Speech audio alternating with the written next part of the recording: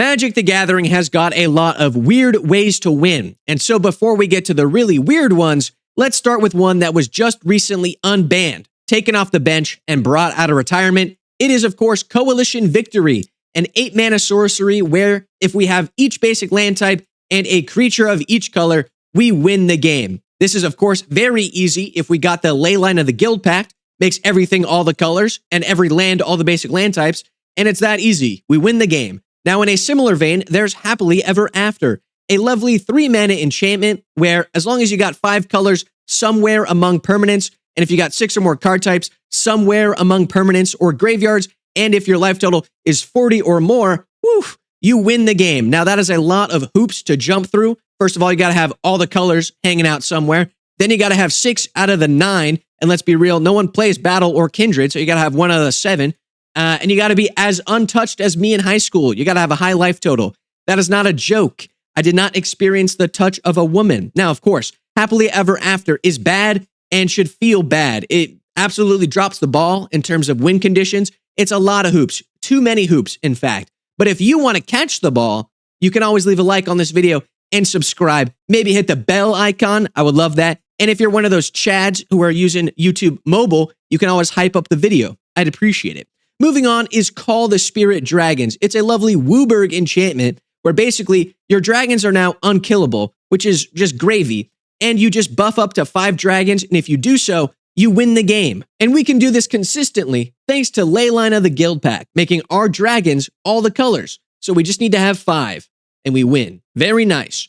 In my research, I found that the most prevalent weird win condition is actually having a lot of life. The more alive you are, the more not dead you are. So, Felidar Sovereign says, hey, do a money spread on your upkeep, and if you have 40 or more life, we win. Now, the pros, you can cheat this into play because it's a creature, and it has lifelink, so it gives you an easier way to get above that 40 or more life.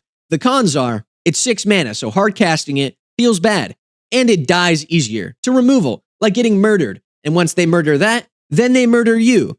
Not fun. There's also Test of Endurance, where you do a money spread on your upkeep, and if you have 50 or more life, we win the game. Now, of course, Test of Endurance is only 4 mana, so that's a little bit cheaper, and it's harder to kill. Enchantments are usually a lot harder to remove. The cons are, of course, you gotta hit that higher life total. 50 or more life, yikes, that could be harder to do. And it doesn't help you get there at all. It doesn't have lifelink, it just sits there, while your opponents wail on you, because if you get above 50, you win, so they're gonna beat you up.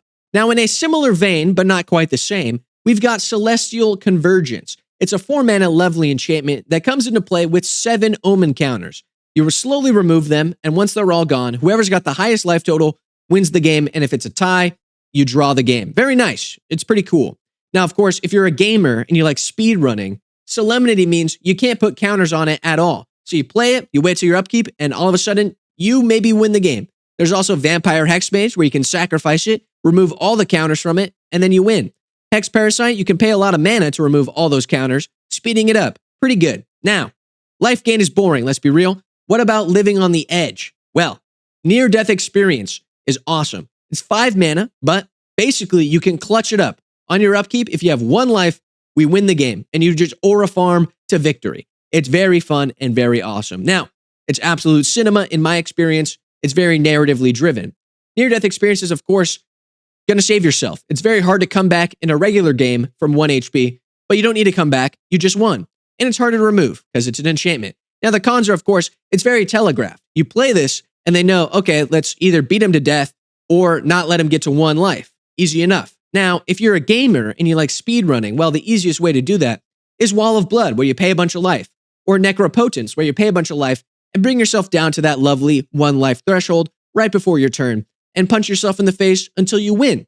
But I'm of the mind that Angel's Grace is way funnier. You can't lose the game this turn, and if you would take damage, reduce that to 1. So basically, you can't go negative. Very nice. There's also Stunning Reversal. If you would lose, actually, you don't, and your life total becomes 1. And then, when your life's at 1, Near-Death Experience gets the name because you got a near-death experience, because you basically would have died. Anyway, it's absolute cinema. But what if you want to win using the power of the Industrial Revolution? Thankfully, there is Mechanized Production, a lovely 4-mana enchantment that goes on any artifact we control. Basically, we make copies of it, and when we have 8 or more copies with the same name, we win the game, which is very easy. Now, if you want to speed run this like a gamer, you can put it on a treasure token, a clue token, a blood token, a food token, even a replicating ring, which makes more copies of itself. Very cool. It allows you to win a lot faster because there's many ways to make it. Mechanized production, of course, very cheap. It's only 4 mana and very easy. You put it on a treasure, put it on a clue, anything your deck already makes a lot of. Now, the cons are they just remove that artifact. That mechanized production is enchanting and it falls off and it gets removed. Sad face. And it's very telegraphed. They say, hey, we got to make sure he doesn't get to his next upkeep, blow up mechanized production, or just the artifact, or whatever. It's very fun. Now, similar but not quite the same, we've got Revel in Riches, where on your upkeep, money spread, if you have 10 treasures, you win the game, which is similar to Hellkite Tyrant. Money spread, if you have 20 or more artifacts, we win the game. So this could be anything, treasure, food, clues, even junk tokens, I don't care. And in a similar vein, but not quite the same, we got Knuckles. Yeah, that's right, he's in the game now. And if we have 30 or more artifacts, we win the game. Just imagine that I put 30 there. The slide was already very full, but you got to have 30 of them. So sometimes you can make it off. Cool. Now, artifacts are boring. Let's be real. You like to have creatures. I'm of the same mindset. I get it. Epic struggle. It is epic indeed. 4 mana for an enchantment. Hey, you just got to have 20 creatures on your upkeep and you win the game, which is very easy. Now, people might say, why don't you just go to combat? Well, let's be real. Propaganda exists. I got 20 creatures. I don't have 40 mana. So I'm just going to win with this card instead. Now, 20 is a lot harder to get than 15. So Halo Fountain is the next easiest one to get. 2 and a white. All we got to do is pay 5 white mana and untap 15 creatures. And we win the game. It's that simple. Now, of course, we can use Sylvan Awakening to turn all our lands into creatures and tap them and then untap them and then bing bada boom, easy enough. Now, there are plenty of commanders and cards that make an absolute butt ton of tokens, maybe even double them, maybe even triple them even. And using those cards, it's very easy to pull off the lovely Halo Fountain victory. But what if you're thinking 15 is too many? What about 13? Well, I got you covered. Gallifrey Stands, a lovely 6 mana enchantment. Beginning of your upkeep, put a Doctor creature card from your hand onto the battlefield. And if you got 13 or more Doctors, we win the game. Now, of course, there are only 19 cards that are Doctors available. But I bet you didn't know this. Changelings and Shapeshifters, they all went to medical school. So they all count. We can put them in there, and that makes our job a lot easier. Now, of course, 13 is difficult. What if I lower it to 4? That's a lot easier, right? Liliana's Contract is a 5 mana little guy. On your upkeep, you guessed it, if you have 4 or more demons with different names, we win the game. Now, we can cheat them into play using Kalia the Vast. We can make them from our graveyard using Arden the Usurper. We can just use Raphael Fiendish Savior and play a lot of demons and hope we win that way. Or, I bet you didn't know, Morphon and a bunch of other shapeshifters and changelings, they all went to demon school as well. So they also count for the Liliana's Contract. Now, 4 is very hard. What if we made it 4 for 4? That's right. Biovisionary. This guy says, beginning of your end step, if you have 4 or more creatures named Biovisionary, we win the game. So you just got to have 4 of them. And the easiest way to do this, in my opinion, Rite of Replication. You pay 9 mana, that's kind of a lot, but you make a bunch of these guys and you win on your end step, which is a lot easier than winning on your upkeep. I like Biovisionary. He's cool. But 4 is a lot higher than -20. So let's make it very easy on ourselves with Mortal Kombat. 4 mana on our upkeep. If we got a lot of guys who are dead and hanging out in our graveyard, we win the game. Unless we get Bajuka bogged, which would suck. But still, I digress. The easy way is to do this. Iname, Death Aspect. You fill your deck with a bunch of spirits and you put them all into your graveyard when you cast this guy. Easy enough. There's also Grist the Hunger Tide. You run him with a lot of bugs and insects. I put that guy because of the Watergate scandal, because he bugged anyway. History. Now, of course, big creatures are the fun ways to win, but what if you don't want to swing them? Thankfully, Mayael's Aria is a lovely 3 mana Naya enchantment. On our upkeep, there are 3 tiers. We can put +1 counters, we can put a bunch of other stuff, and eventually, when we have a creature with 20 or greater power, bing bada boom, we win the game, Fortnite Epic Dub. Now, of course, couldn't we just go to combat? I hate to remind you, but in fact, propaganda exists. Let's not forget about that. I do have a creature with 20 power, but I don't have 2 mana to spare. So my AO puts +1 counters on stuff. Maybe that could win us the game instead of swinging out. Well, you're in luck because guess what? Simic Ascendancy, baby. That's right. One of the most busted, yucky cards ever. It's Simic, so it's disgusting. And it cares about +1 counters, which is what Simic already does. On our upkeep, you grow it a whole bunch of times, and it's got 20 counters on it. Fortnite Epic Victory Royale. And of course, speaking of, it'd be a shame if we don't have even more +1/+1 win cons. That's right. 20-Toed Toad is a 4-mana frog wizard. Basically, when we attack with some more creatures, you put a counter on him and we draw a card. When he attacks, if we have 20 counters on him or 20 cards in hand, we win the game. That's disgusting. But 20 is a lot. What if instead we had 13 cards? That's right. Triskaidekaphile says, hey, money spread on your upkeep. If I got 13 cards, we win the game. That's very easy. We like to make that happen. But let's be honest, 13 is a lot higher than 0. And by 0, I mean 0 cards in our library at all. That's right. Jace, Wielder of Mysteries. He's aura farming with his cool blue hands.